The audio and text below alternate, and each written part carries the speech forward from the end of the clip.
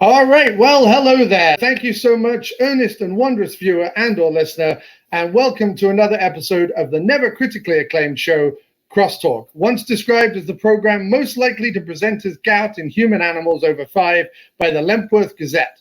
Tonight is Bandcamp Eve, as tomorrow, May 1st, the music website Bandcamp are waiving their fees for the day to help support indie music. And so we here at Crosstalk, and by we here at Crosstalk, I mean me, sat alone in my kitchen, going quietly mad while society crumbles around me, thought we would highlight some friends of the show who have albums out on Bandcamp. First up, it's the phenomenal New England rocker poets Hallelujah the Hills with their song Folk Music is Insane from the album I'm You, available over at hallelujahthehills.bandcamp.com. So let's take a look at that music video now. And like I say, if you want to pick up their album tomorrow, that would be fantastic. All fees are being waived by Bandcamp. Started with wandering, contraband, the poet blinked twice, she can see the deepest impossible sea. Now we're walking together, singing the songs of some SOB stuck in a dream. With dancer, prey, monster, don't you know there's a killer on the road? So slam cut to present day America's weirdness in the woods. I'm alone, and I can't stop looking at my phone. Now we're cheering on assassins, just in our glasses, pretending that a bird can set us free, or a bad joke, or a single helix. It's all the same to a ghost with a guitar. Folk music is insane. Folk music is insane. Back in a different time. Who knows where? That is absolutely fantastic. Love Hallelujah the Hills. Please do check them out, as I said, on Bandcamp or indeed on Spotify or wherever you find music. So before I introduce my guest, we got the following email this week at johncrosstalkshow@gmail.com. And I would just like to read it for you now. Dear Sir or Madam, I am appalled. Where is all the content about botanists? They are fascinating and interesting type of human, and only a few of them have ever turned out to be dangerous psychopaths. Most of them are fun-loving plant enthusiasts who just wish to stroke their leafed friends in dignified peace. Honestly, I can really only think of 1 or 2 occasions where a botanist has taken a knife, axe, or a cement saw to a friend or relative. Okay, maybe 3 times. And maybe once they danced around in their friend's skin and tried to sacrifice an otter to the god of getting cut-priced furniture on layaway. But apart from that, most botanists that I've chosen to have tea with on a brisk afternoon have really been quite pleasant. Please remedy this situation immediately, or I will no longer be able to endorse your large product. Yours, Pepper Nenstralia Pant, not a botanist or a violent killer. Honest. All right. Well, thank you so much for that. Please, if you want to send us an email, recommend a band, or send us any hate-filled tirades about Piers Morgan, please write to us at johncrosstalkshow@gmail.com. Okay, so finally, we get to our very special guest. She has written for many entertainment sites, including 1428elm.com, VHS Revival, Cult Faction, TV Series Hub, Heroic Hollywood, and DiaboliqueMagazine.com. She is known for her interviews with genre icons such as Bruce Campbell, Joe Lansdale, Joe Bob Briggs, Dee Wallace, Michael Ironside, Jeffrey Combs, and Josh Becker. She's hosted 2 podcasts. Her short stories are featured on the Get Scared podcast, and currently she is writing a paranormal TV series and a feature film script with the hope of eventually obtaining hyphenate status. It's the internet legend herself. That's right, it's Susan Leighton. Hey, John. Oh, what an intro. What an intro. Yeah. Listen, that all went like terribly badly, but at least it'll be something I can edit together at a later date, I hope. Sometimes technology and me trying to do 15 things at once when I should just have introduced you go horribly wrong, but that's the way it goes sometimes. Sometimes you have to have fun. This is a loose, casual crosstalk kind of situation, so that's fantastic. Yeah, definitely. So how are you this evening, and how are you finding quarantine right now? Well, I'm doing well. Keeping myself busy. I think it's important to, get outside, breathe fresh air, walk around. For me, my heart goes out to all of our friends that are quarantined and having a really rough time. I don't want to make light of that. For what I do, this is business as usual for me. So I'm probably thankful that I'm not struggling right now. So you write full time and write reviews, do interviews, write scripts and so on, everything that I kind of put in the intro there. Mm-hmm. When did that start for you? When did you start like full time, when you decided to that's what you wanted to be, a writer? Well, I always did want to do something showbiz oriented. And when I was little, I could write. I used to be in plays. I used to sing. I used to do all those things. And writing just sort of stuck with me. And, a long story short, I was in Los Angeles off and on for about a decade, doing crazy things, behind the scenes gigs with PR people and, production assistant work with Z movies and all that stuff. And, then I got lost for a bit for about 15 years in corporate finance, which is not exactly where I should be. So I was like a cubicle warrior and a bit of a nerd tech person. I used to be able to speak SQL quite well.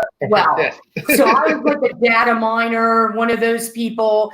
And yeah, it just got to the point where I turned 50 and I was like, Christ, this is not what I want to be doing. I do not want to do this anymore. And you kind of have to hit rock bottom, which is what I did. I'm not ashamed to say. Had a bit of a breakdown, and that's what started it. I had to find something for me that worked, and that happened to be writing. So what was the first, did you have before you joined 1428 Elm or whatever your first writing gigs were, did you have a blog originally, or what? Mm-hmm. How did you start putting stuff together? I had a blog originally, and it's sitting dormant right now in WordPress. It was called Woman on the Ledge. And basically what I would do is I would do a lot of pop cult things.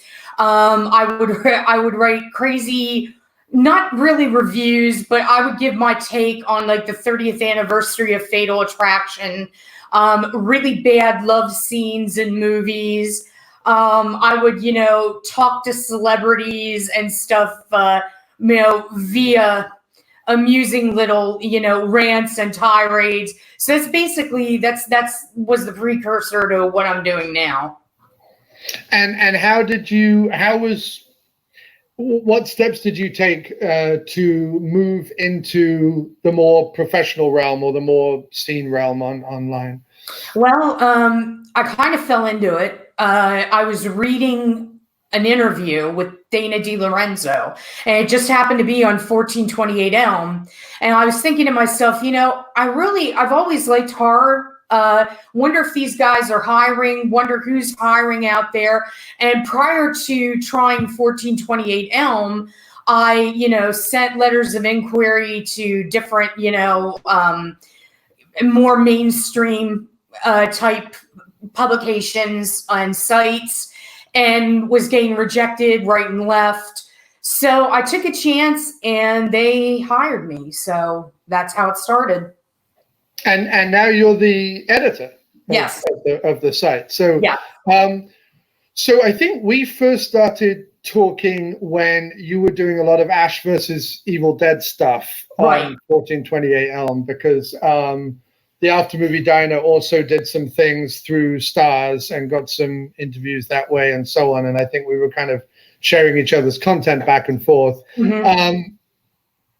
And I think you also know one of my colleagues who writes for my website and also writes for a bunch of other things, Michael Campochiaro, as well. So that was fairly early on then with you with 1428 Elm. If you had seen Dana being interviewed, that was fairly early on for you writing then. So Right. Right. Wow, It was 2017, actually, or no, 2016, I think, when I saw it.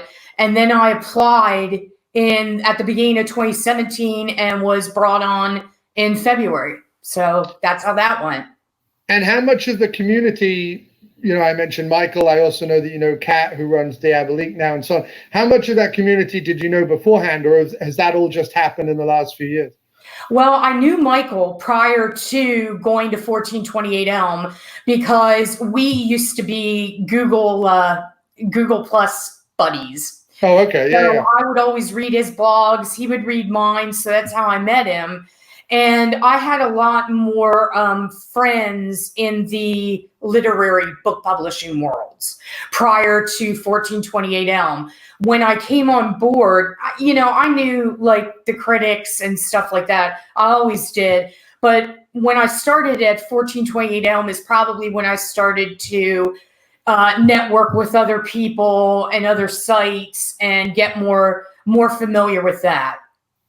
Yeah, because I mean, like I say, in the last 3 or 4 years, then just your presence on various different websites and everything has exploded. You've really jumped in with both feet, which is just fantastic. I've always had to kind of maintain this day job and sort of keep a kind of 9 to 5 ticking over, and I've only ever kind of done my stuff as a sideline. So whenever I find people who have fully embraced the lifestyle, I'm always very impressed, and it's good to know that you can still do that. Like people can still do that online in what can sometimes feel like quite a crowded space. So we were talking a little bit before we jumped on, and you were saying, you've always been a cinephile and always into film. What are some of your earliest either memories or earliest films that really kind of spoke to you or hit you at an early age? I watched a lot of Hitchcock, a lot of 1950s films because my mother introduced me to a lot of those. I had older generation parents. So I had the greatest generation as parents. They were World War II. So I got the benefit of learning about all the classic cinema. So the 1950s were huge. And I loved like Anthony Perkins and Rock Hudson, William Holden, all those legends, Spencer Tracy, Katharine Hepburn. So that's kind of where I started watching and paying attention. And then I was always, as a kid, I was always weird. So I was always attracted to anything offbeat, horror. And I think the first thing my mom introduced me to was The Oblong Box with Vincent Price and Christopher Lee. Right, and no, I know, yeah. Crazy. And I was like, yep, okay, I'm good with this. Let's watch it. And from there, it was like Lost in Space, Star Trek, and all that stuff. So yeah, that's how that all started. Nice. And you must have, as I have done in my time sort of doing podcasts and interviews and writing and so on, you must really have those pinch me moments then that you've ended up talking to or being in front of these people that, you were either watching as a young adult or watching growing up. Yeah. Dee Wallace was one of those pinch me moments because I loved E.T. I loved that movie. And to sit and talk with her, it was like a pinch me because I was like, holy crap, I watched this woman's career throughout the 80s. E.T. was one of my favorite things, so that was, for me, she was one of those pinch me moments. And probably somebody like, Michael Ironside would have been another one, because one of my forays into going into the theater for horror was visiting hours. And I was like, who's this guy that looks like Jack Nicholson, but it's not Jack Nicholson. He's a Canadian. What's this all about? So, he has such an impressive and varied work resume. That was kind of like a pinch me moment too for me. So yeah, definitely. Well, we're going to play another section of a song, but I'm going to tell you the story of my Michael Ironside interview, and we'll trade stories when we come back after this song. As I said, tomorrow, May 1st, is Bandcamp Day. They are waiving their fees, so I wanted to spend some time on this show just promoting some of the people that I've bought on Bandcamp and that I think need recognition on Bandcamp. Up next, we'd love to play the song Anything You Want by Herbert Russell, which is available on the herbertrussell.bandcamp.com. So I'm just going to set that up so that we can go ahead and do that. I have this little overlay that I've created so that we can try and seamlessly do this as much as we can. So I'm going to start playing the song now, and then we're going to have some nice little graphics to accompany it, is the plan. You can have anything you want. You can have anything you need. 'Cause I don't really want anything more. Take it all with you if you're gonna leave. Always try to be good to you. And sing some songs when you say you're feeling blue. That didn't really mean as much for you.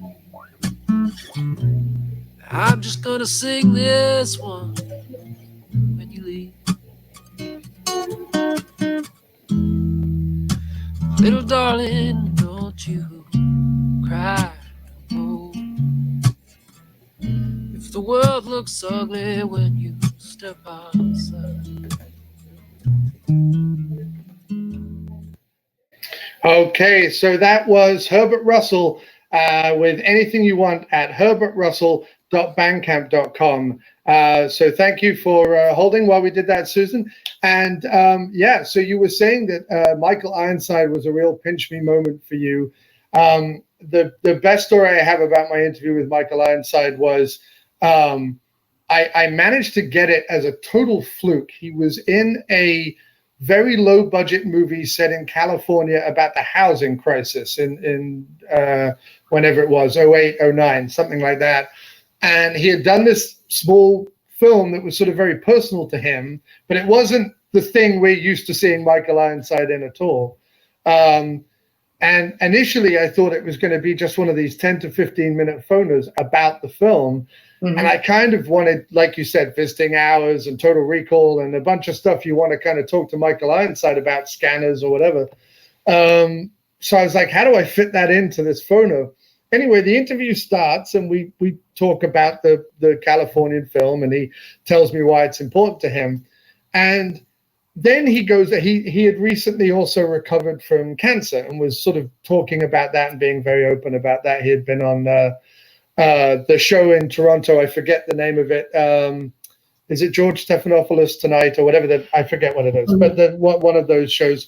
Not Stephanopoulos, sorry, George Strombel. I forget his last name, but it begins with, they call him Strombo. Anyway, he had been talking about cancer on that show as well. So he launched into talking about that and why he's doing more personal films and why small films. Anyway, after about 30 minutes, it's still he's still talking. And I say to her, I'm like, thank you so much for giving me all this time. Like, I had some questions about Total Recall and Scanners and stuff. Do you mind? And he was like, no, not a problem. I'm driving from Tennessee back to Baltimore and I'm just in the car. So let's just chat. And we ended up having this like 90-minute conversation. And of course, I'm sweating the whole time and shaking the whole time. So I'm like, God forbid I say anything wrong to Michael Ironside. My whole, career doing interviews will be down the tube. But it was great. How did you get in touch with Michael? What was your story with him? Well, it was through a PR company. They approached me and asked if I would be interested in reviewing a film he was in and then talking with him. And I thought, well, sure, I'm not going to pass this up. I'd be crazy to. But unfortunately, mine didn't go much like yours. There was a miscommunication between the PR people and Michael. So he didn't know that a phone call was coming, and he was outside his house and he couldn't hear me, and it was just like a clusterfuck. Oh, so, no. I had all these questions. Like, I always like to delve into people's backgrounds, like you said. But he's like, nope, I just want to talk about this film. So I tried some chicanery and some trickery, and I did get him to talk about other things disguised with this movie. But Right. yeah, I wouldn't say he was the best interview ever for me. No, but that happens. it turned out okay in print. Yeah, and I think that's the benefit. I mean, I try where I can to put my stuff out in audio form if I have it in audio form. But you're right, when it either there's technical issues, so there's like a lot of noise on the line or a lot of fuzz on the line, or when you want to kind of tighten up an interview that sort of went a bit wrong. Often print is a lifesaver where that is concerned. Yeah, it's funny how interviews can go either way, really. That my biggest pet peeve, I think, especially as someone who follows a lot of people from a fandom perspective or from a cult film perspective, is when they give me the comments that I've heard them give people 100 times. Yeah. That's where I kind of get a little frustrated. I always try. There are some. I'll ask a question that I either know they've never been asked or certainly have never been asked in such a way, and they'll still wrap it back to that like little bon mot that they have that they want to just kind of like whip in and tell the same thing. I don't mind those interviews in the sense that, all right, let's put out yet another interview with this actor saying the same thing. Yeah. And it's fine for my site, but I'm always looking for that personal connection. I'm always, and it ceased to be about celebrity for me. It's more about having just interesting conversations with people who happen to be, famous actors or famous directors, but I want to connect with them in a way that, my first William Sadler interview, and I said to him at the time I was doing a Dr. Action show, and we were doing commentaries on like 80s and 90s action films. And, he's the bad guy in Die Hard 2, and he's the bad guy in Hard to Kill. And we were sort of talking about the 80s and 90s golden age of action. And when I said that, I actually heard him on the phone, like pause and think and go, oh, yeah, I suppose it was. And yeah, I suppose I kind of was right in the middle of it, working with Joel Silver and various other people. So it got him to like rethink and open up and get memories and, and then he kind of relaxed into it and stuff like that. So it's finding those triggers. Do you have any stories where you've had interviews like that, where you've just said something that you're being, human and personable about, and it's sort of led into this wonderful conversation? Yeah. John C. McGinley and I started talking about our love of old films.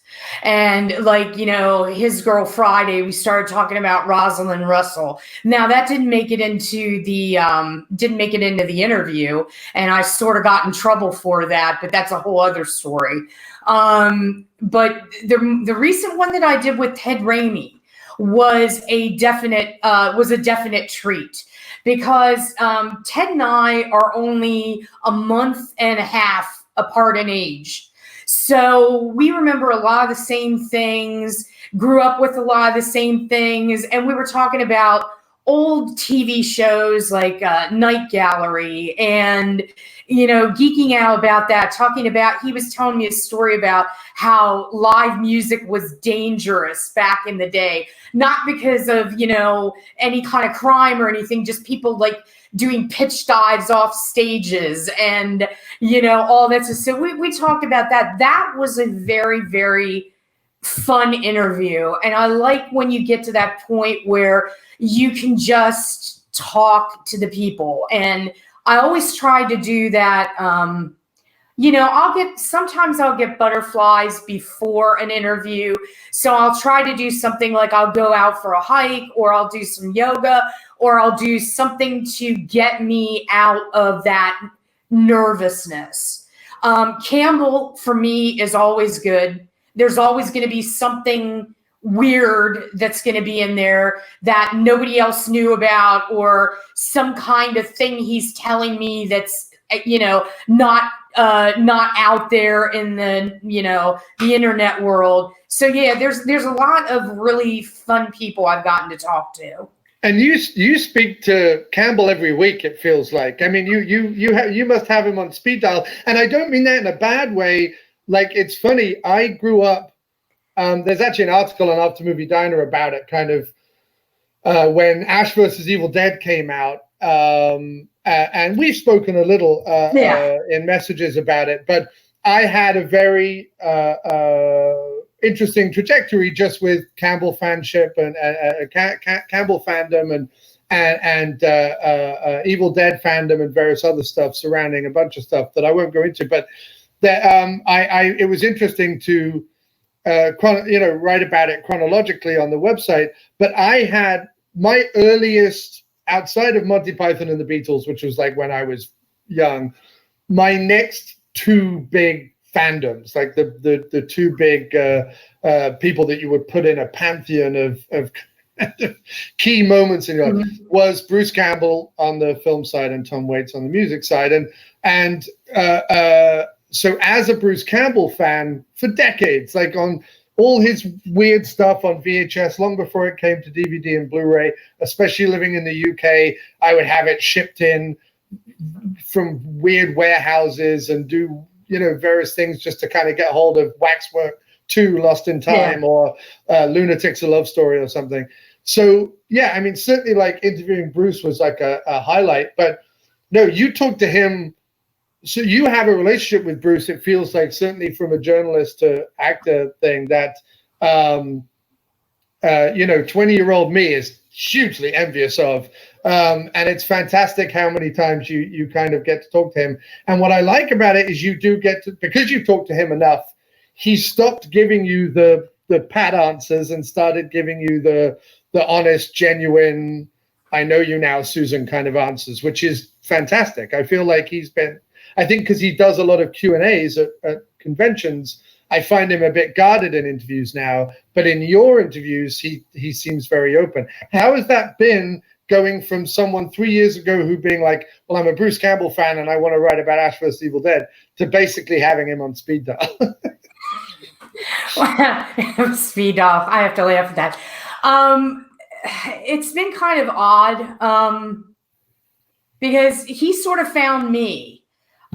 He retweeted an article of mine that had nothing to do with him, called where I wrote about the fabulous scream queens of the 80s. I mean, I think it mentioned him in a blurb, but it was not about him. So he retweeted that, and that kind of caught me off guard. But I kept on saying to my editors, have you guys ever interviewed him? Have you ever tried? No. So I put it in the hand of one of my editors. Can you go to his website, kind of be professional, introduce that I want to write about him, blah, blah, blah. Well, nothing ever happened. So I was like, okay, I guess I'm going to the website now. This makes me feel like a idiot, but I'm going to go do this. The next thing I know, like the next day or two, I get a communication from Joe Renardi of Macmillan. And I'm like, who the fuck is Joe Renardi? And then I look at it and I'm like, holy crap, Bruce Campbell wants to do an interview. Great. So then that kind of started. And it's been quite kind of interesting because actually, it's been interesting for me because when I was 17, which was like in the 30s, when you had to crank cars and do all that stuff, I kind of went to a midnight movie. We had those at the Delco Plaza in York, and I was underage, but my friends' parents were really cool. and they took me and my friend, because I was sleeping over at her house, to see Evil Dead. So I kind of met this guy like when I was 17. So I was like, okay, this is interesting, because here's these guys. They're, at that time, they weren't that much older than I was. I mean, Camel's like, what, 8 years older than me? They weren't that much older. And they were doing this stuff that me and my friends were doing in our backyard. Every summer we made movies. Every single summer we'd work our friends into it, and it would be like we'd actually go location shooting on our bikes and look for places to shoot. So this was interesting to me, that you can actually do this. You can actually make a movie, and man, maybe a theater will show it someday. So that's kind of how I met that world. And then later on, my mother was dying, and one of her shows was Burn Notice. And she was like, have you ever seen this show? I'm like, oh yeah, I'm aware of Burn Notice. And she's like, I really, really like the big, handsome, funny guy on there. And I was like, well, Mom, let me tell you about the big, handsome, funny guy. And I kind of showed her some of his other stuff that he did, like the Evil Dead movies, because she'd watch crazy movies with me. She turned me on to Orphan. She's like, Susan, there was this movie. This was so messed up. It's you. You have to see this. This little girl wasn't a little girl. And I was like, oh, crap. I got to find out what this is. But yeah, so it's kind of like, whenever I think of Burn Notice, I think of her, and that was something that we could share together. So yeah, so that's kind of like the short way around it. Yeah, no, it's awesome to have those personal connections with things, especially if it also plays into, your personal fandoms, not outside of what your mum was into, but also your personal thing. If you can connect on that, it's a really nice knot to tie up. And yeah, I think it's interesting that even before the internet, and even before a lot of the Q&As or the conventions or anything like that, the story of the making of Evil Dead and then the end result are so interlinked, and so I think one of the main reasons for its longevity. Mm-hmm. I mean, the finished film is phenomenal, but it is made all the more phenomenal by knowing the story, by knowing how it was put together. And obviously, even before, Bruce may have had his sight, but like the Evil Dead companion book that came out was just a fantastic treasure trove. Long before I was massively active online, I would read that and learn about the making of the film and stuff. And obviously Bruce's first book, which was fantastic to kind of learn about that. But yeah, it plays into, even if you didn't make films as a kid, everyone's run around in their backyard and played, I don't know, the A-Team or the Hulk or whatever.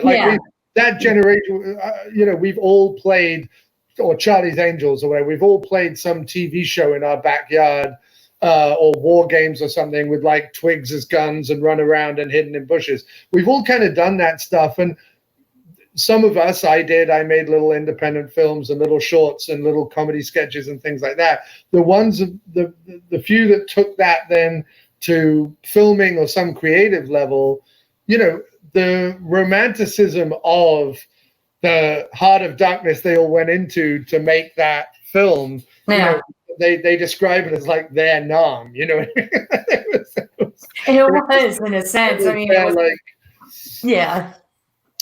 So yeah, I love that, and it's always been tied to the viewing for me. And then even when you get onto the second one, Greg Nicotero's video diaries from the set of the second one are just so evocative still of like, yes, they're adults now. Yes, this is for a slightly bigger studio, but they're still running around and goofing off and coming up with inventive, creative stuff. So it's just fantastic. And I love that about the whole Evil Dead franchise. So outside of your like Evil Dead interviews and things like that, What are you having fun, or what are you excited by now? What you're writing about now? What is interesting you right now? I really, really love writing for Diabolic, because I love writing for them, the freedom of it, and I can write whatever I want to write. I don't have to cater to any particular audience because they're very broad. Right now I'm working on a piece for them about the lost art of epic films. Where it takes my love of the epic film as an art form from 1914 and working my way through, the years with some of the films that I, personally enjoyed. So I'm working on that, and like I said, they're a real pleasure to write for. And I have to get back to doing my own stuff because I was on a schedule, I was doing well, and some, things out of my sphere of control happened at 1428 Elm. So I kind of had to come back to that and get on top of some things that were happening there. So this month I haven't been able to be as productive with my own stuff. But what's motivating me now is I've got a paranormal television show that I'm working on doing.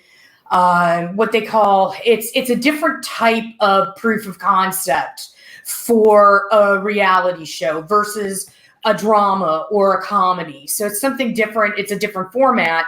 So I'm working on that, and I've got a production partner lined up. And then once I get those done, going to give it to her, see what she likes. And this was way before all this happened. So I don't even know if we will get to shoot the proof of concept. I was shooting toward the fall, the end of this year anyway. So because I was looking at two major locations, Virginia and New York, because that's where she's based. So so once I get those done, I'm going to give them off to her and go, hey, what do you think? Take a look at this. And then I'm adapting a short story of mine called Angel in the Snow into a feature length film. So that's what I'm really passionate about. I have some ideas of what I want to do with that, who I want to give it to once it's complete. And so I want to get back to doing that stuff because I don't want to, I love writing for sites, but that's not the end game. That's not what I want to do for the rest of my life. Well, that sounds fantastic, and I'd love to talk more about that after the next song. I just want to let everyone know Gary Hill has been commenting away on Facebook. Please do feel free to put your comments or questions up for Susan or I, and we'll answer them after the next song as well. Gary has been talking about he's been meeting famous people like Bruce Campbell and Dee Wallace, and been talking about them in the Facebook chat. And he just, on your subject of epic movies, said that Lawrence of Arabia is 4 hours that doesn't drag, and he can't say that about the 3 hours. 3 hour length movies nowadays that tend to just drag and feel like an hour much longer than they should be most of the time. But we can get into some of that after the next song. We are going to be playing next a clip from Viva Stories, which is an album by J.E.A. Wallace. The song Sleep No More. This is available on jeawallace.bandcamp.com. Jim is the co-host of my regular podcast, After Movie Diner. So I wanted to play this song so that hopefully tomorrow someone would go over to the site and purchase his album. As I say, all proceeds will be going directly to the artist tomorrow, which is fantastic. So let's have a listen to that. Do not say my name. Do not say my name. Well, the sky turns black and the moon will crack. Well, if you say my name, isn't life a shame? Isn't life a shame? You'll always lose, that's the only truth. Well, isn't life a shame? don't get caught between the teeth of a sweet, sweet smile. And don't send your heartbeats out in single file. Rub London gin on your broken skin, mud in your blood if your bones wear thin. But don't get caught between the teeth of a sweet, sweet smile. All right, so that was Jim Wallace with Sleep No More from his album Viva Stories. As I said, it's available on jeawallace.bandcamp.com. And it really is a great album. I do hope that everyone takes a look and has a listen and picks that up. So let's have a look. We got another comment in the Facebook group. Gary says that he's got to speak about Dark Regions Press. Apparently, I have a mutual friend who works with them. Who's that, Gary? Please let us know in the chat. Do you know about Dark Regions Press, Susan? No, I don't.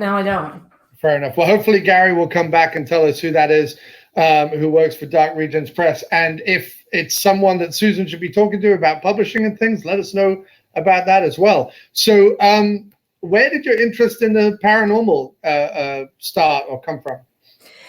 I was like really young, and I used to watch Outer Limits, Twilight Zone, and all that stuff. So I think it started stemming from there. And then there was a show in the 60s called The Sixth Sense with Gary Collins. Okay. And he was like a paranormal investigator. And I remember I was really young at the time, and I remember one vivid episode where he had to help the ghost of a woman who was murdered and buried in a wall. So that kind of stuck with me. And then I picked up Eric von Daniken's Chariots of the Gods, and I read that, and that really intrigued me. So it was kind of like a snowball effect from there. And, I've never, I've had two probably really distinct paranormal experiences, but not like some people, have. I'd love to go and do an investigation. I'd particularly love to do MUFON. That would be great fun for me. But I've also gotten to interview some really big names in the paranormal community too. I just did Dakota Leighton from Destination Fear. I did Daryl Marston and Kristen Luman from Ghost Hunters. And I did, I've done quite a few things. Zach Baggins retweeted a couple stuff that I've done. I just did the watch party with Ozzy Osbourne and Sharon and Jack. I did an article on that.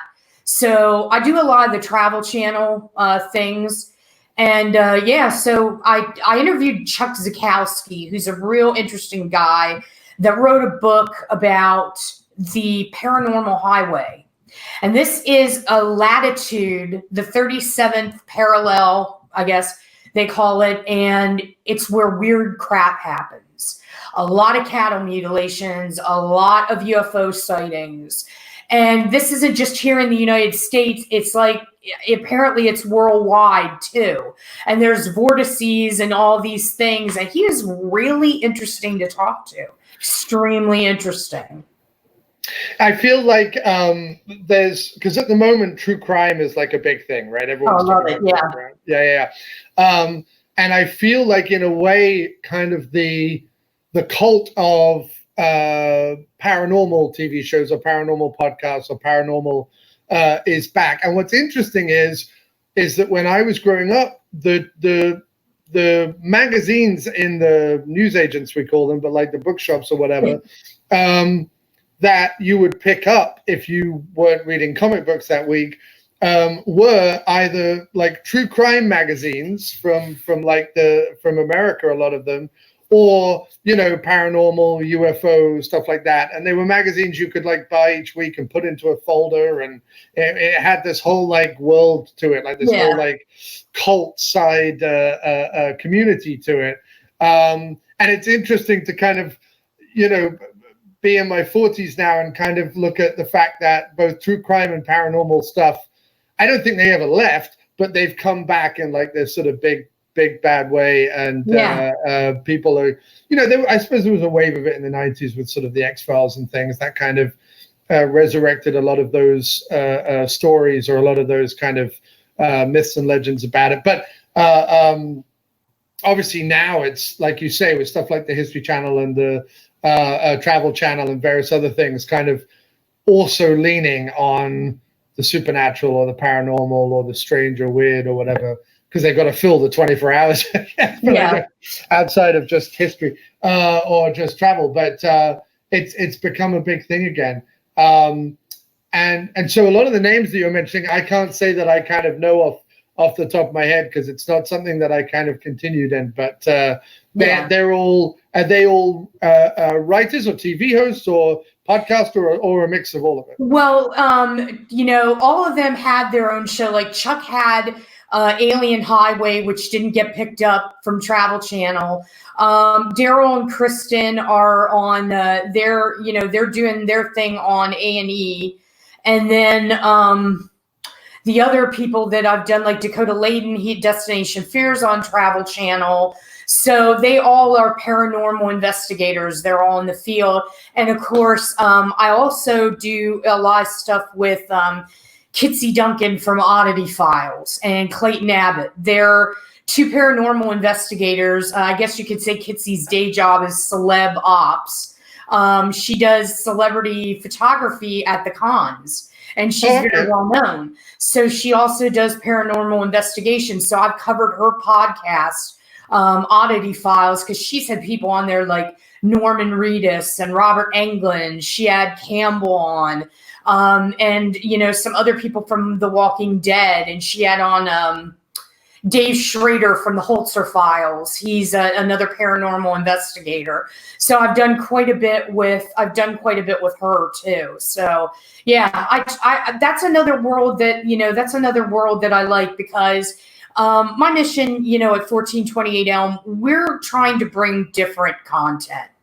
I mean, everybody does the news, everybody scrambles, and quite frankly, that makes me pissed as hell. I'm so done with the 24/7 news cycle. Oh my God, Dread Central did this. Holy crap, Fede Alvarez talked about Evil Dead. I'm like, I just stop it. Just stop. Yes. Preach. I agree 100%. Yeah. I decided long ago, because once I started doing After Movie Diner pretty consistently, and for a while, you get PR companies sending you stuff. But my experience with Stars, trying to get the Ash vs. Evil Dead stuff, which was sort of the only time I really dealt with sort of big studios. Mm-hmm. Most of the time that I get stuff through PR companies, it's not always for indie stuff, but it's mostly for either stuff that's going to go into streaming or stuff that's going to have a limited run in New York and LA. It's not. I don't normally get the Sonys or the Universals or the Disneys or anything like that. But Stars, which is probably the kind of closest I've come to working with one of those big companies, was so frustrating. And what I learned is that you're not going to get, in order to get any kind of like numbers or traction or be able to play that news scoop game online, where you just kind of blast out the latest headline, or you have a poster that you're premiering, or you have a trailer you're premiering, or whatever. If you want to become like Collider or Screen Rant or Bloody Disgusting or one of them, then you have to be in with the studios. But the only way you get to be in with the studios is if you have any of that stuff. So it seems to me like it's sort of a door that's been shut, unless you're just going to bang on those doors 24/7. And I just don't have, I have no interest in it. I just don't have the passion to be doing that. So I decided, even when I took the After Movie Diner to Squarespace and a new platform and made the website a lot more professional looking and a lot smarter and a lot neater and whatever, I decided to just write about what I gave a shit about, and write about the things that that either fire me up or get me excited, and then allow contributors to kind of do the same. I so often get my contributors going, is it all right if I write about this, or is it all right write about that? And I always say, if you care about it, if you want to write about it, then this is your home. Like this is what the after movie diner should be. I know it sounds cliche, but it's by fans for fans. I'm not a critic. You can maybe call me a reviewer, although I don't even write that many reviews anymore. I am a fan, a passionate fan about certain films, certain music, certain TV shows. And I just want to write about that, and I want my contributors to do the same. Like you say, playing that game, which Bloody Disgusting especially seems to just lean into every day. I see that. I don't want to. I'm going to say it. That fucking John Squires guy fucking posting every 30 seconds with some fucking rumor. Just stop it. Just stop it. I don't know whether it's his editor or whether it's him or whatever it is, but like, just stop it. Nobody cares what they're remaking. Nobody cares if there's been a rumor about Bruce Campbell playing fucking Ash in fucking some computer game. Nobody cares. Just stop it. Just stop it. Stop it. Stop it, John Squires. Well, it's driving me nuts. I just that, you know, and I'll name and shame Susan because no one gives a shit who I am, so it's fine. You know, I'm going to tell you how that game works. It's tiers. It's tiers. What happens is, and I saw this, and I won't name the television show, but I saw this happen. PR person contacts me and says, hey, we know this isn't blah, blah, but we have blah, blah. You want to talk to them? Sure. Did before. Great interview. We'll do it again. So they know that I talked to blah, blah over here, but they release something pertinent to Collider or IGN. I get it. It's a numbers game. I understand it. But then you're only going, you know, all those people already get that stuff. So they're going to get the scoops ahead of you. They're going to get the exclusive drawings or posters. And then you're going to get maybe the person that's sort of well-known. They'll come to your site and do an interview. And then half the time, some of them don't want to do it. And it's very obvious. And I had a very well-known person that didn't really want to do the interview. I won't name him, but he just was kind of like, he didn't want to do it. And it was obvious. So, you know, I was very professional. I gave him my questions. He answered them, but would I want to interview him again? Probably not. Probably not. And I don't care who the hell he is. I don't care how many years he is in the business. Sorry. And I don't know. I don't want to play that game. You know, I don't want to write 3 reasons why this TV show is going to be number 1. 5 reasons why. Top 10 there. No, I don't want to do it. And I know they push it where I'm at. If anybody's listening, sorry, don't want to do it. Don't want to do it. No, so, I've no interest in kind of, as Gary Hill puts it in the chat group, he says they're all just suckling at Blumhouse's teeth, and I've no interest in doing that either. There was a glimmer of hope there with Blumhouse that maybe it was going to be some genuinely interesting, indie-generated, mid-budget horror stuff coming out, and then he started to do remakes and sequels, and I was just like, right, you're off. To me, the moment you start doing remakes and sequels nobody fucking asked for, you're off the register. I'm just like, fuck that, no, done, not interested. I just can't be doing with it and can't be bothered, and I don't have the energy to even be upset and angry about it anymore. I just would rather write about the stuff that I care about. And the funny thing is with the PR department, the things that drive me nuts is I tried for a long time. You know, you get this idea that kind of I'll scratch your back, you scratch mine kind of thing, right? Well, that's how it should be. So on one hand, they get you an interview, right? And you do your best job with that interview and you put it up and you make it look all nice and you tweet it and you retweet it and you share it and you do all that stuff. With the understanding that they'll either come back to you again or they'll kind of push you up to the next tier once you do it for them a bunch of times or whatever. But what I learned after about a year of kind of chasing that bell was that they're not, once they've set it up, they're not interested post that.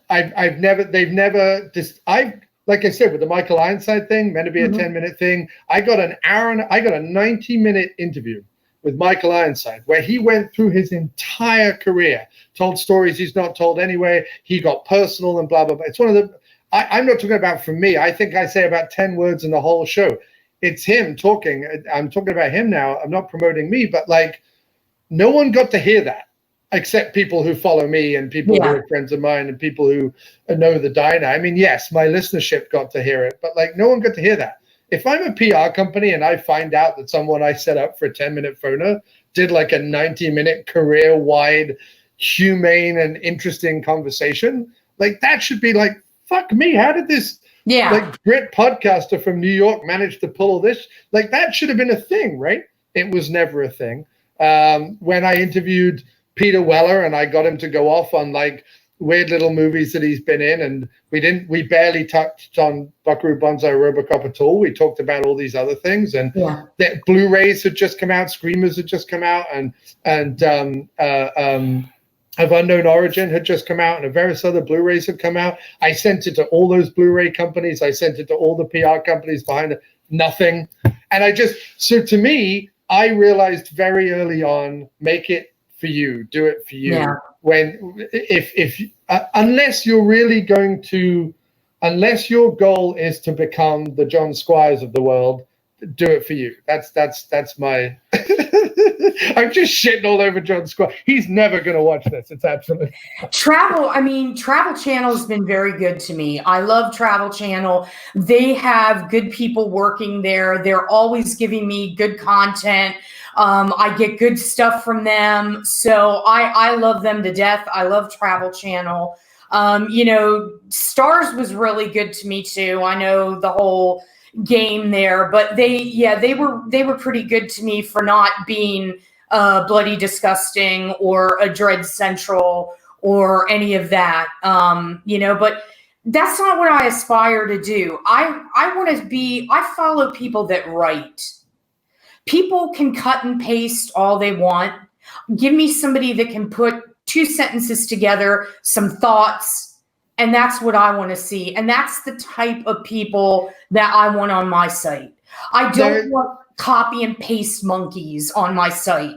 When I get a press release and I see it go out on Collider and Bloody Disgusting and Screen Rant and all these other places, and literally all they've done is word for word copy and post the press release, I'm like, dude, I got that press release as well. Like literally anyone. And it's an exclusive. This is my pet peeve. Exclusive. Listen, fuckface, it's not an exclusive. Yeah, it went out to everyone. If I got it, it certainly is not a fucking exclusive. No, that's true. It blows my mind that happens. Susan, I'm going to have to take another break to play some music. I've got a couple of people that I just want to highlight, and then we'll get back. We'll do about 10 more minutes and wrap this up, but this is a great conversation.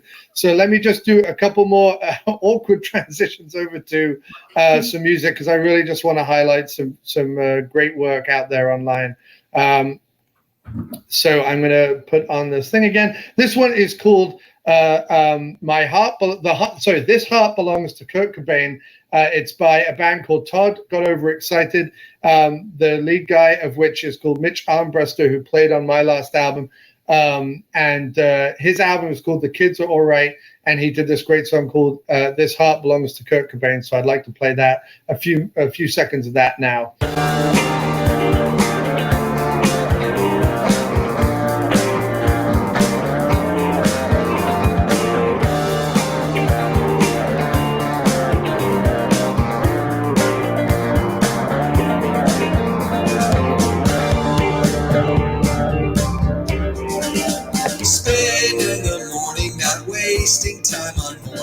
They say 3/4 of your life is mostly boring. I search you out now and you're sitting on the park lawn. You've got a blanket and a book you're looking forlorn. My heart belongs to Kurt Cobain. She said, my heart belongs to Kurt Cobain.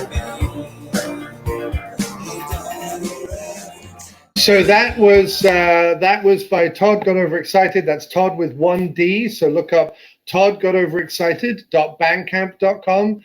And just quickly as well, I would like to play a track by another person called Johnny Unicorn. His Bandcamp is johnnyunicorn.bandcamp.com. His album is Heavy Jugs to the Moon. And it's a fantastic album. Johnny Unicorn is a multi-instrumentalist, a phenomenal guy. I'm going to play a very funny, weird, and quick music video that he did just to highlight his kind of sound.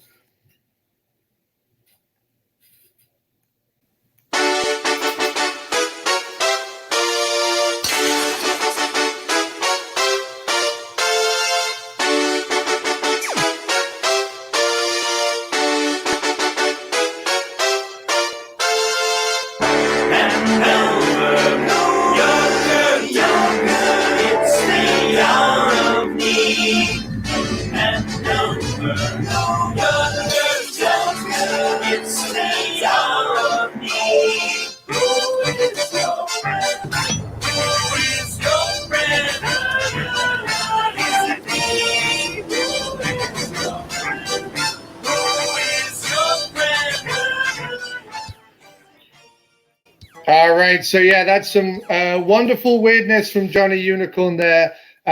He's a multi-instrumentalist. He has lots of different sounds. He doesn't just do the electronica sound. He does all sorts of different stuff. Check out all his music at johnnyunicorn.bandcamp.com. That's Johnny Unicorn with an H. All right, so let's roll into the last 10 minutes. Susan, let's keep talking about various different things that annoy us. That we see online with journalism. I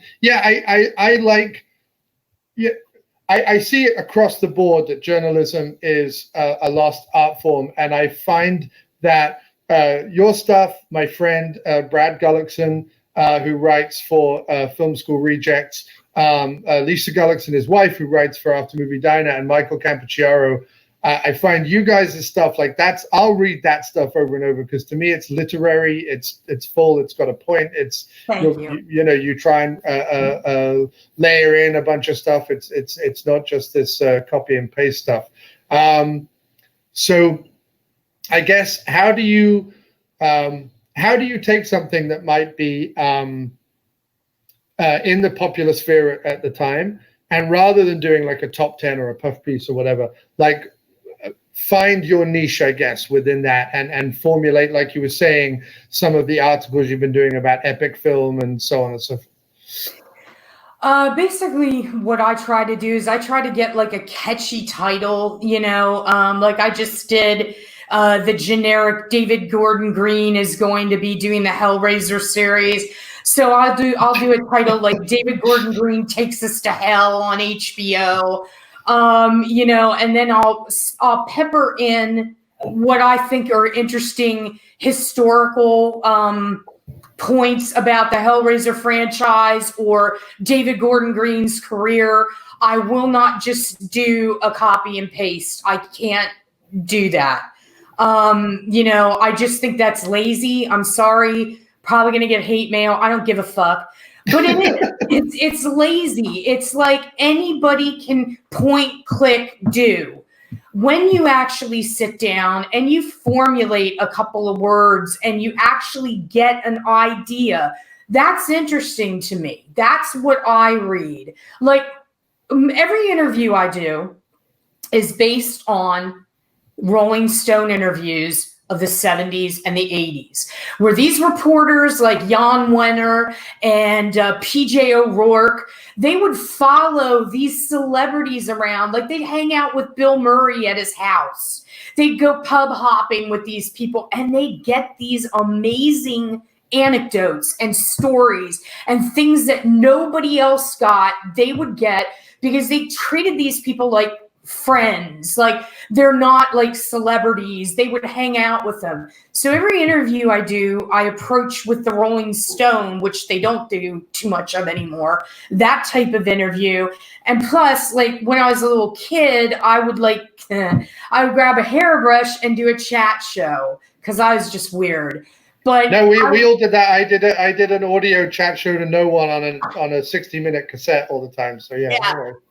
Yeah. So I mean, I kind of been prepping for it my whole life with the interview thing. I always thought I was going to be on the other side of the interview because I had this crazy notion that I wanted to act, and that was really crazy.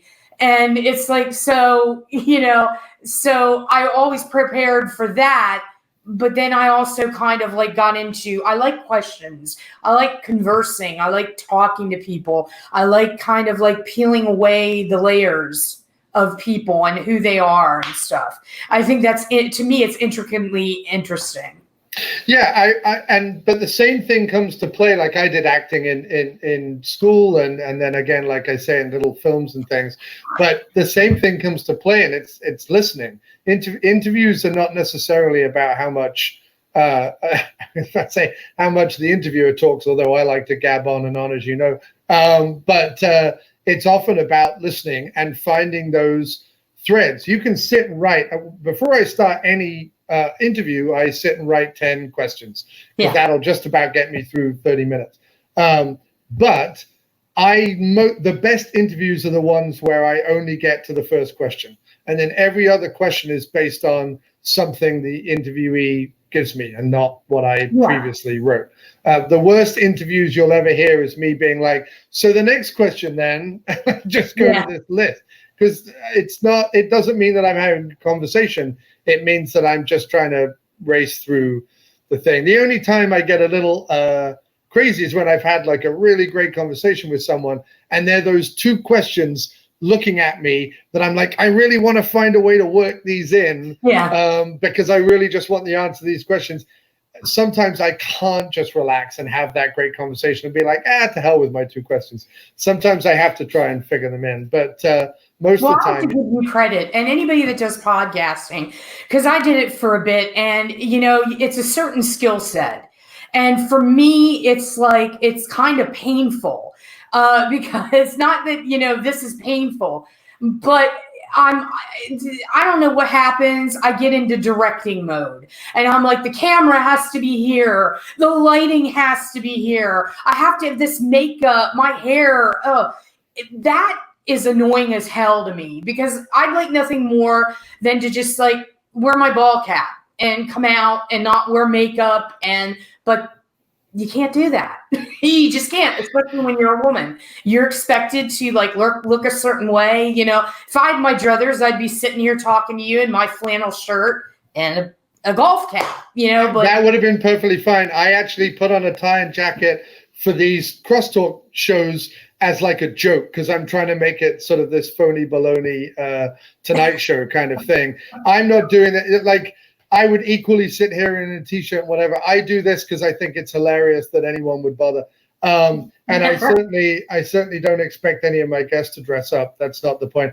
But I know what you mean. I know the desire that, like, when you put something out, especially on video, that it is something. This is really my first foray to doing live stream type videos and interviews. This is my fourth show that I've done this way. Most of the time it's just audio, and the best thing about audio is that while if I'm panicking or having a problem, or I'm interviewing someone and I don't know where to go next, I can just be in the background, like pulling out bits of paper and doing stuff and having my head in my hands and whatever.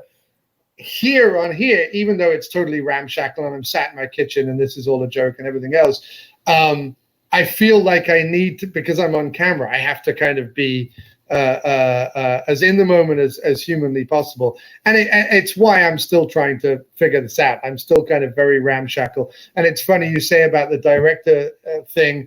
Every single technical problem that I've had tonight that nobody watching gives a crap about, but every technical problem that I've had tonight will bother me to the end of time. But nobody else cares. It'll be fun. I totally understand it, because I'm kind of a perfectionist like that, and maybe it's because I went to film school. I don't know, but I'm just uber conscious of like everything and angles and what's the best thing. Like when I was out doing my thing at Stars, with Dana and all those people, and I was on camera. It was very, very nerve-wracking for me. It made me half sick, not because I'm not used to performing. I don't want to be on camera. We'll put it that way. I just think I'm one of those people, hey, let's just read what she writes. We don't need to see her. And it's like, so when I was forced to be in front of these people, it was always like, okay, how does my jacket look? Is this fine? What is this? And then my producer at the time was like, you're directing, cut it out.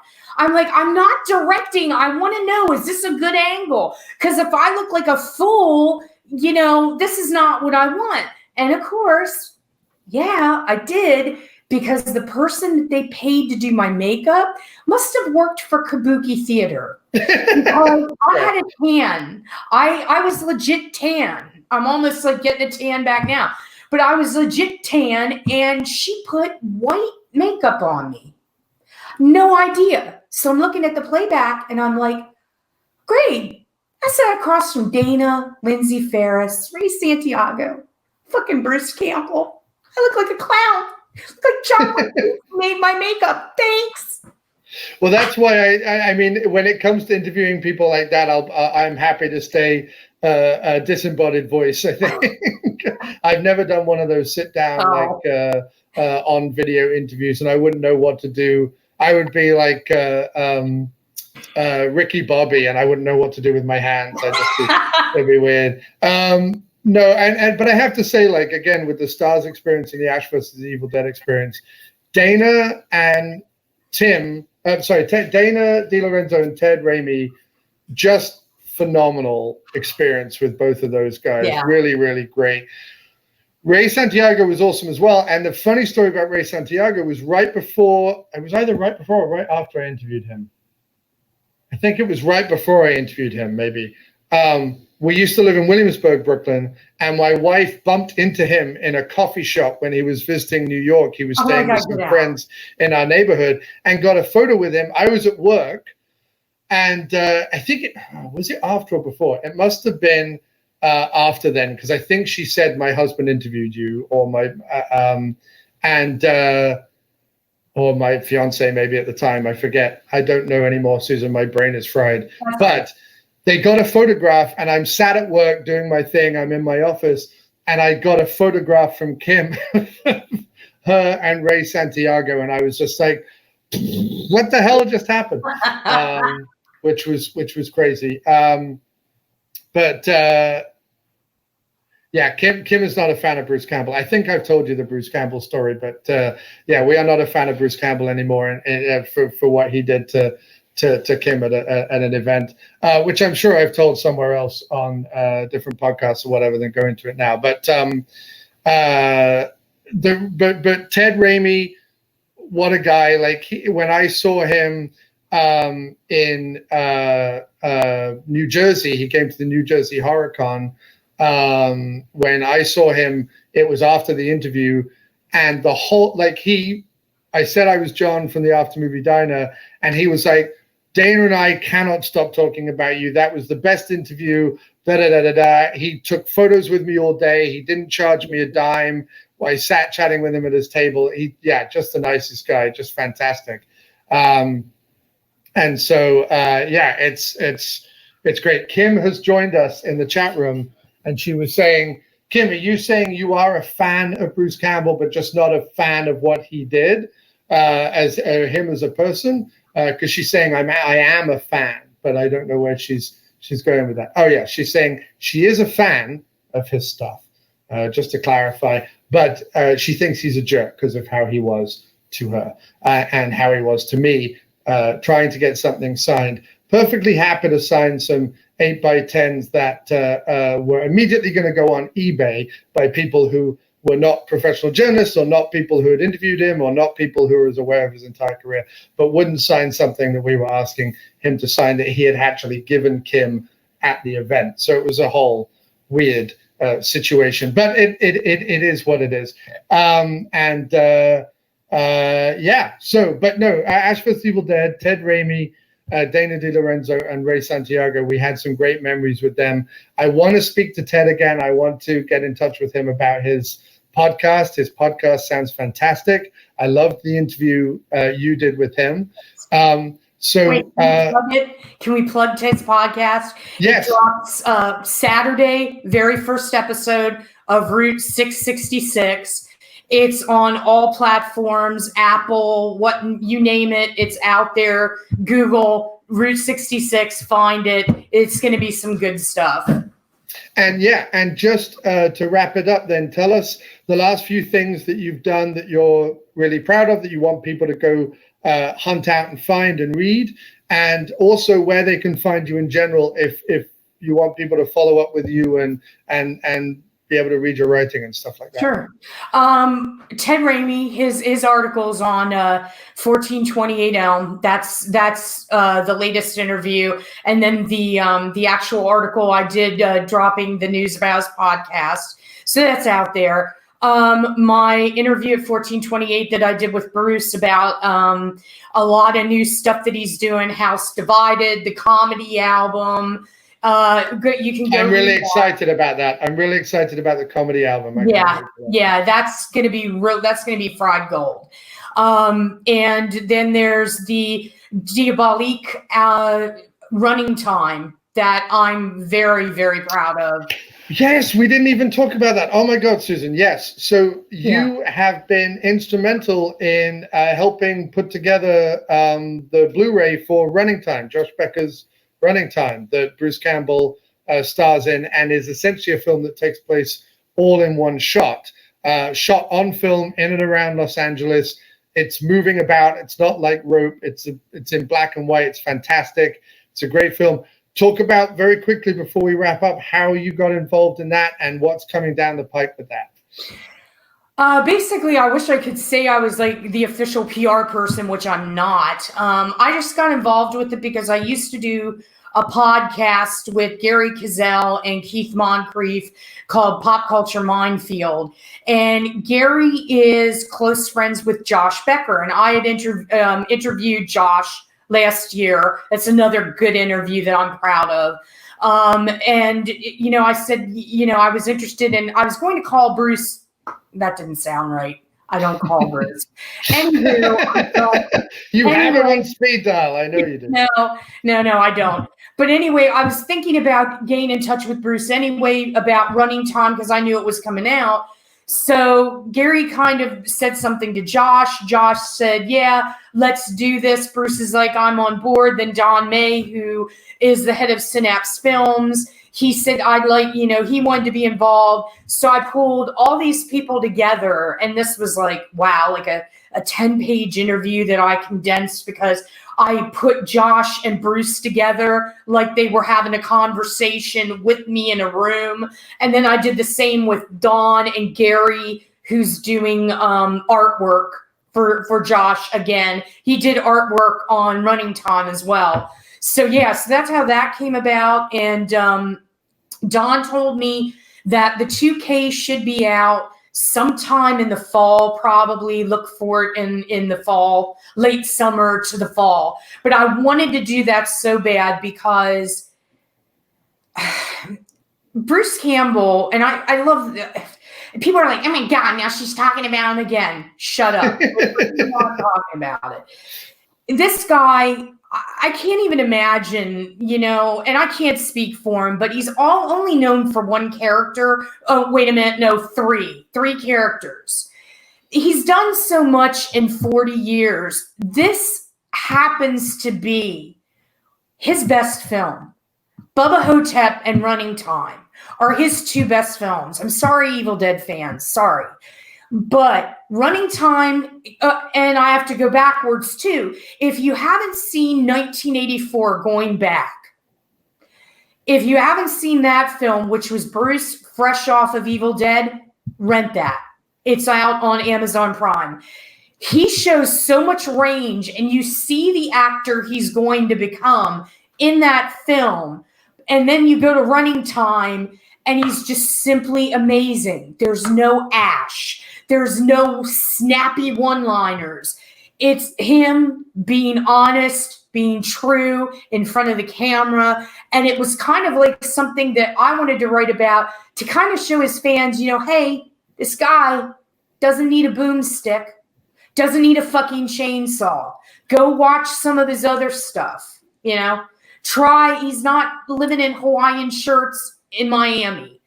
Go find something else, you know? Yeah, I always used to get frustrated as a Bruce fan growing up because I agree with you. There are so many fantastic performances out there by him, whether it's, a small 1 or 2 scenes in a film where he just elevates it, or whether it's something like Running Time or even Bubba Hotep, which got a lot more well-known later on. But and the thing that frustrates me, because I was probably predominantly an Evil Dead fan first and then kind of found him, because Army of Darkness was the first, that was my gateway, and then everything since then.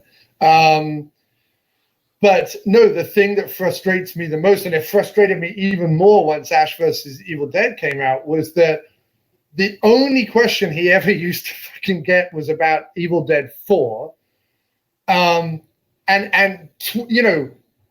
Even 10 years after Army of Darkness and he was still answering the question, I was like, why do people, he's answered this question. Go find his answer somewhere else. Stop asking this question. But then 20 years went by and he's still answering this question. And I'm like, stop asking this fucking question. Yeah. Then Ash versus Evil Dead comes out, which is to all intents and purposes Evil Dead 4. And while I have certain issues with the way they did it, and while I think that Rob Tappert, the producer, made a couple of decisions which I don't fully agree with, and I don't think Stars promoted it particularly well, but outside of all that, it's Evil Dead 4, it's 15 more hours or whatever it is of Evil Dead stuff. It's way more Evil Dead stuff than we've ever had before, and nobody watched it. And then the moment that the show ended, what's happening with Evil Dead 4 or Evil Dead 2, the remake, or Evil Dead whatever? And I'm like, we just had 15 hours. And if you'd watched the damn show, there would have been a 4th season and a 5th season, but you didn't. What you did instead was sat there on the internet being like, but what about Ash with the Evil Dead and blah, blah, blah. And I just, my goodness, it was just the worst. So at that point, I cut my ties with like all those Evil Dead fans because they will never shut up about it. Just like there's a certain group of Bubba Hotep fans that go on about Bubba Hotep 2. I never wanted Evil Dead 4, and I never wanted Bubba Hotep 2. I like the fact that as a Bruce fan, about every 5 or 10 years, he did a film like a Bubba Hotep, like a Running Time, like a whatever, or like a Going Back or whatever, that was totally different.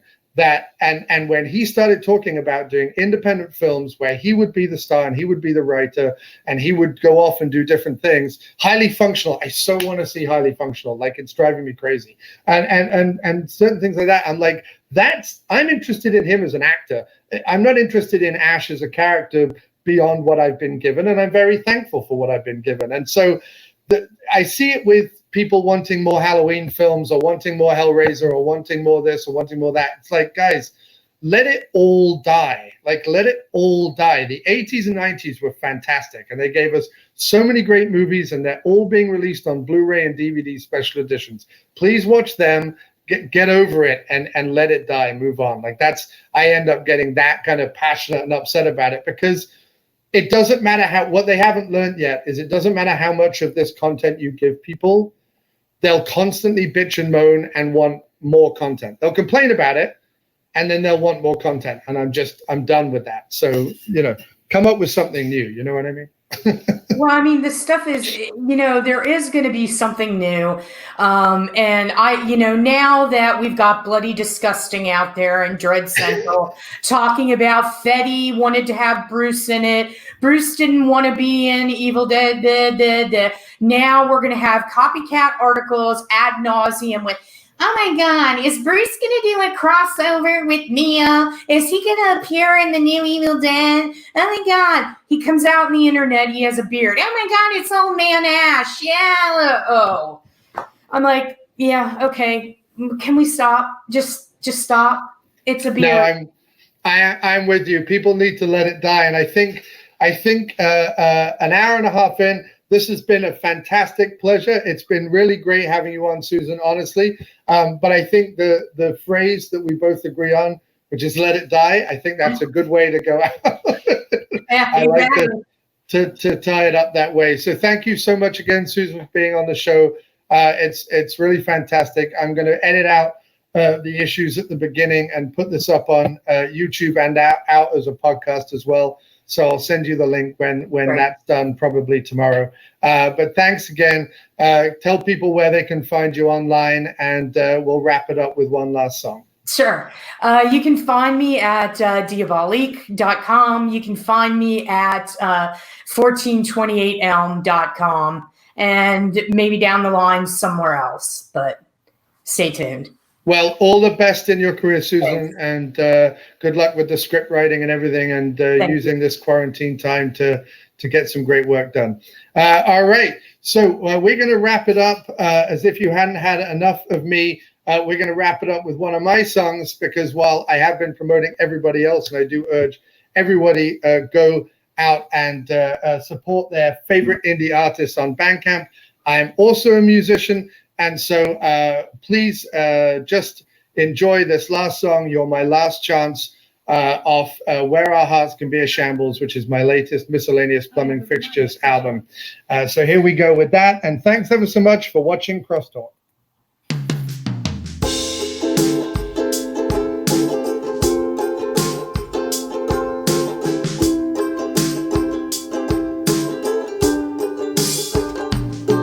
There's a place out there. It's in the cracks and in the corners. It's where all others will ignore us, where we can delicately stack all the things that we want back. So this song, as I said, is part of Where Our Hearts Can Be a Shambles and is available on Bandcamp at miskplumbingfixtures.bandcamp.com. So please do take a look at that tomorrow. And a big thank you again to Susan Leighton for joining us here on Crosstalk. And also don't forget to check out the other musical guests that we had on the show. We had Herbert Russell. We had Hallelujah the Hills. We had Johnny Unicorn. We had Todd, got overexcited. We had JEA.Wallace.bandcamp.com.